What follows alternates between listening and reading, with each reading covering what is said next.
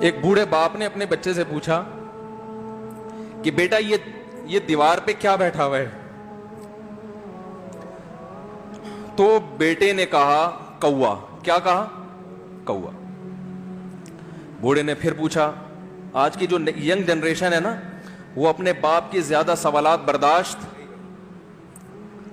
بولو نا، وہ خدا کی قسم سارا دن موٹیویشنل اسپیکر کو سنتی رہے گی نا، پھر بھی اپنے باپ کی بات اس کو برداشت نہیں ہوگی۔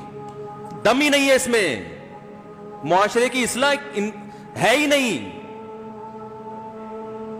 تو اس بوڑھے نے کہا کہ بیٹا یہ کیا ہے؟ یہ کیا ہے؟ تو بیٹے نے کیا جواب دیا؟ کوا۔ دوبارہ اس نے پوچھا بیٹا یہ کیا ہے؟ بیٹے نے کیا کہا؟ کوا۔ تیسری دفعہ پوچھا تو کوئی بہت ہی شریف خاندان کا بیٹا تھا، تو تیسری دفعہ میں سوال برداشت کر گیا، ورنہ آج نوجوان کے پاس بوڑھے باپ اور بوڑھی ماں کو برداشت کرنے کا حوصلہ نہیں ہے۔ 2-3 سوالات پر ہی آگ بگولا ہو جاتے ہیں۔ مجھ سے کہتے ہیں میرے ابا ایسے، میرے پاپا ویسے۔ او بھائی، اگر تیرے ابا اچھے ہوتے تو اچھا تو دوست بھی ہو تو اس کے ساتھ اچھا سلوک کرنا چاہیے نا۔ ابا اماں تو خراب ہوں، پھر اچھا سلوک کرنے کا حکم، اس لیے کہ ان کے احسانات ان کی برائیوں سے بولو زیادہ ہیں۔ جو احسان انہوں نے کر دیا وہ ایسا آپ پر احسان کر دیا ہے کہ اب اس کا بدلہ قیامت تک آپ نہیں چکا سکتے۔ تو وہ باپ نے دوبارہ پوچھا، تیسری دفعہ پوچھا یہ کیا ہے؟ تو بیٹے نے کہا کیا ایک سوال کی پخ لگا کے رکھی ہوئی، کچھ اور کام کر لو ابا، بار بار ایک ہی سوال ریپیٹ کر رہے ہو۔ تو باپ کو اپنا زمانہ یاد آیا، اس نے کہا بیٹا جب تو چھوٹا تھا نا، تو نے 20 مرتبہ مجھ سے پوچھا تھا کہ ابو یہ 20 مرتبہ پوچھا تھا، اور میں ایک دفعہ بھی میں نے جھنجھلا کے جواب بولو نہیں دیا تھا۔ تو چونکہ بچہ بھول جاتا ہے کہ میری ماں نے میرے لیے کیا کیا، اور خود ماں بھی بھول جاتی ہے، حقیقت تو یہ ہے، باپ بھی بھول جاتا ہے کہ میں نے اپنی اولاد کے لیے کیا کیا۔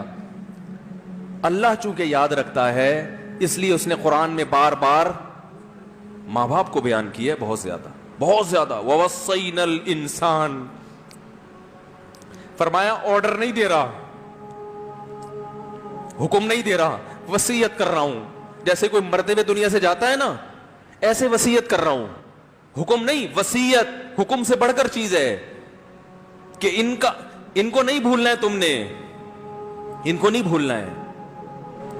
تو میرے لیے سب سے مشکل جو ٹاپک ہے نا، وہ والدین کے حقوق پہ بات ہے، کیونکہ جذبات بولنے نہیں دیتے، ساتھ دماغ کو اپنا ہٹاتا ہوں میں۔ جو آج کل والدین کے ساتھ ہو رہا ہے، اپنی بیوی کو دیکھا کرو یار، کیسے پالتی ہے، کیسے پالتی ہے بچوں کو، آپ کے دیکھا کرو، کیسے صبح صبح ان کے کپڑے استری کر رہی ہوگی، کیسے محبت سے ناشتہ بنا رہی ہوگی، کیسے محبت سے وین میں بٹھا رہی ہوگی۔